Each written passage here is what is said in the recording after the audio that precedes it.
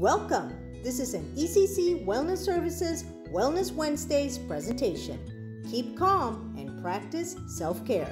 With midterms fast approaching, the current climate in our country to do with the COVID-19 pandemic, social unrest, racial injustice, and the fast ensuing election day, it is imperative now more than ever before for each and every one of us to stay calm and practice self-care in pursuit of our best self.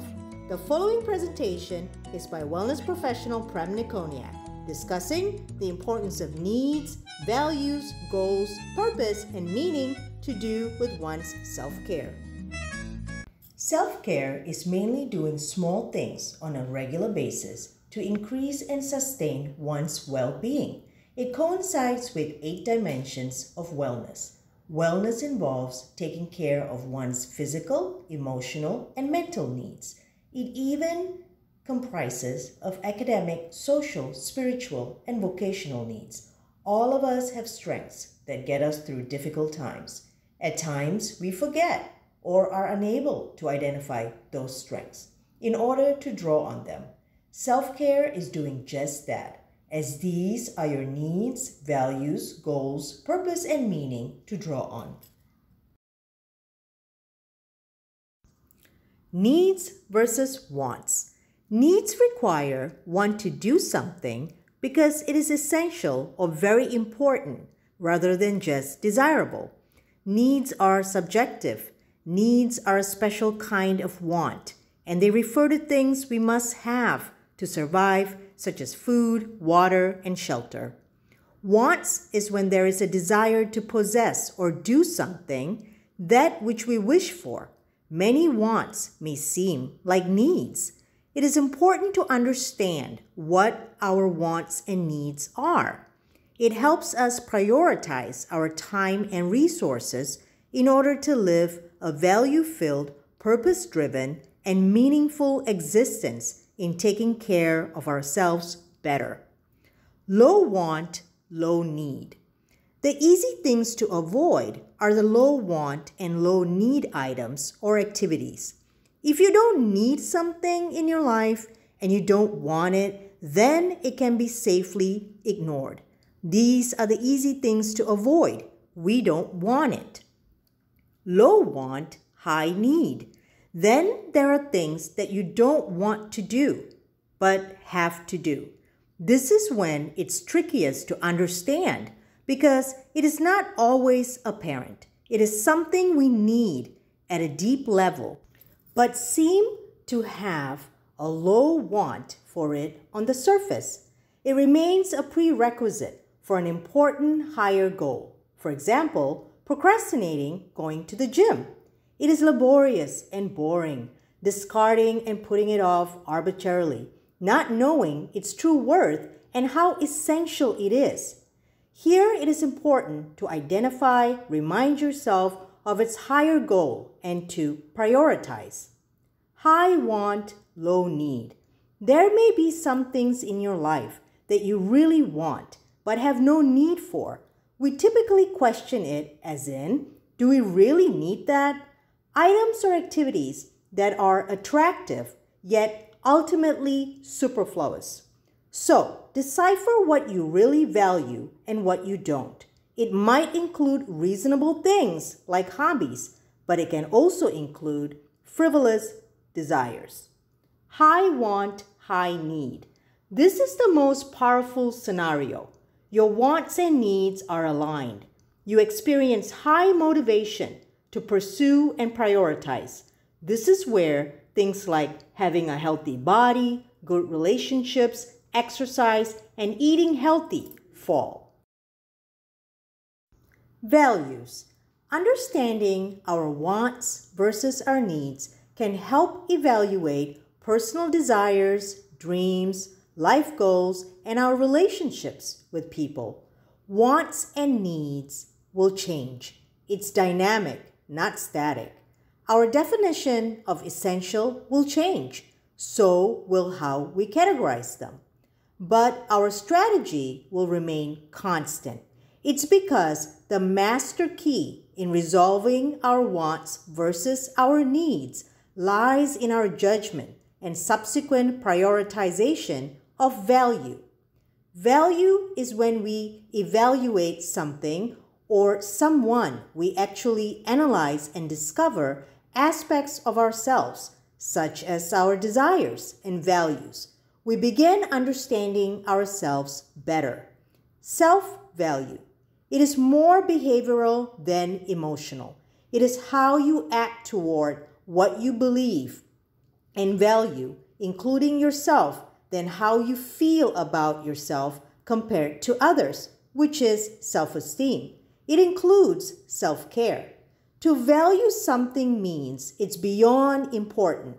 It is to appreciate its qualities, invest time, energy, effort, nurture, and maintain.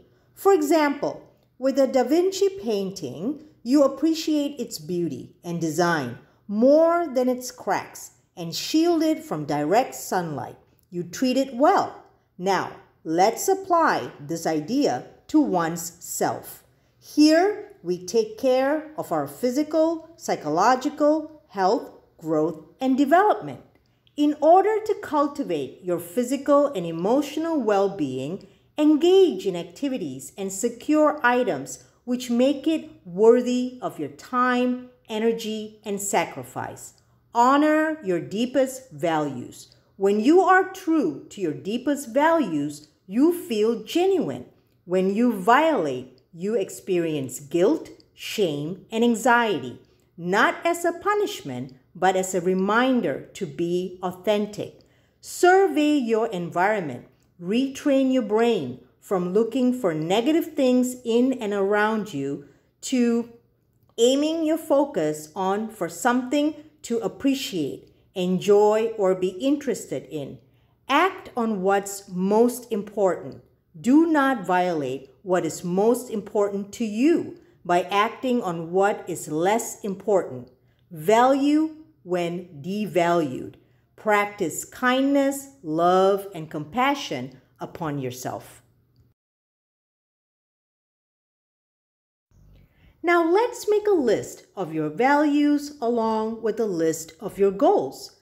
A goal is any idea of the future that which you envision and you plan and commit to achieve.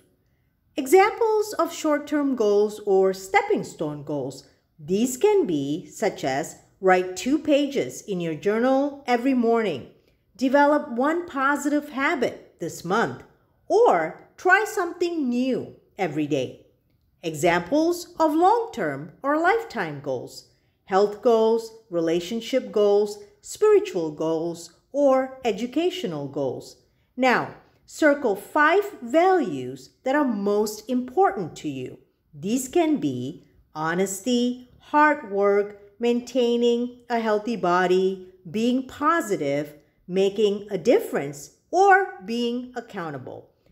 Then examine how your circled values inform your growth, your goals. Write out the action steps you need to take in order to achieve those goals in your daily life.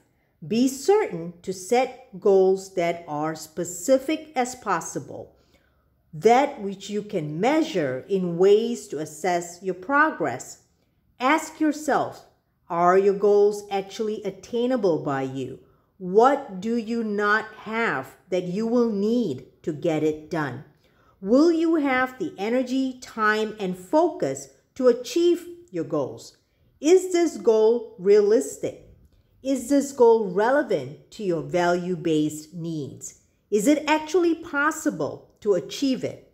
Set a tone of time-based urgency around your goals. When you have identified your needs, evaluated your values, and set your goals, you feel genuine with sustained interest, conviction, and compassion. You now have and found purpose and meaning. The key in maintaining your self-care with purpose and meaning lies within the following. Focus. Write and meditate upon this. How does my ideal life look like 3 years from now? Why? Know your whys. What's the purpose of everything you do? Do you have one or several whys connecting it? If the answer is no, you won't feel connected to your purpose. Mission. Find your mission for your purposeful life. Have a mission greater than yourself. It is something to return to when things get tough or when fears get the best of you. Begin with the end in mind. What pains have you experienced? What are you passionate about? What would you like to serve others with? Act today, not tomorrow. Make a decision for it to come. Take a small step in the right direction. Take baby steps forward. Crawl if you have to. Focus on consistency, not intensity. Focus on one thing at a time. Become aware of your limitations. Do one thing with energy, commitment, and dedicate time. Learn to say no. Be clear on a deep yes, and decline everything that does not support your vision. Saying yes also means saying no to something else. Be conscious of your time and how you use it. Look at obstacles as signs. Things that hinder you are not blockages. It is guidance to show you where you need to grow and develop. Ask, what's the lesson for me here, and show up for the lesson. Understand your mind will believe whatever you tell it, so feed it wisely. Consume uplifting content. Then put your baby steps into practice. Knowledge without action is useless. Choose one thing and put it into practice. Be consistent but kind to yourself. When we are able to align our needs with our highest values, then we will feel more complete and fulfilled, your best self. Visualize yourself as being a tree of strength. Ask, which needs are most important for you? What do you do to meet those needs? Are you meeting those needs in a way which is empowering or in a way which is destructive? Values. What is the vision of your ideal life and your best self? What values does that vision represent or reflect? In terms of values, what is presenting, showing up in your life? What are the underlying beliefs in that part of your life? Inner strength. What in your life has given you inspiration and strength? If that were a part of your inner being, what would it look like? How would you connect with it on a daily basis? All right, now that you have gained a better understanding of yourself, let's put it into action. Here you see a model of a self-care plan. Thinking of your needs, values, goals, purpose, and meaning, ask yourself, what self-care strategies may you apply in taking care of your mind, body, and spirit? What really makes you come alive? Who are the supportive people you can count on? What do you want to accomplish by fulfilling the self-care plan? In the following slides, you will see numerous self-care strategies for your mind, body, and spirit, which you can adopt, practice, and live by. Feel free to come up with some of your own.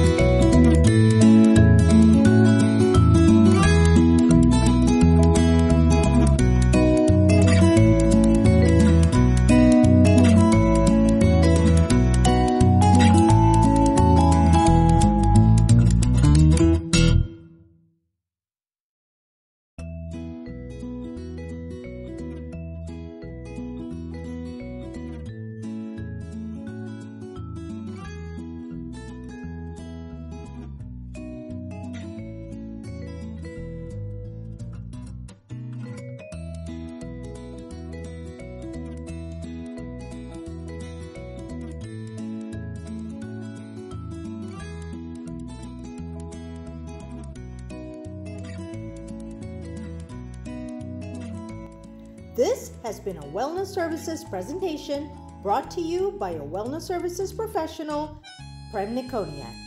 Keep calm and practice self-care. I hope you have enjoyed it, and if you'd like to get in touch with an ECC Wellness Services professional, please contact us in the following ways. Until next time, do take care of yourself.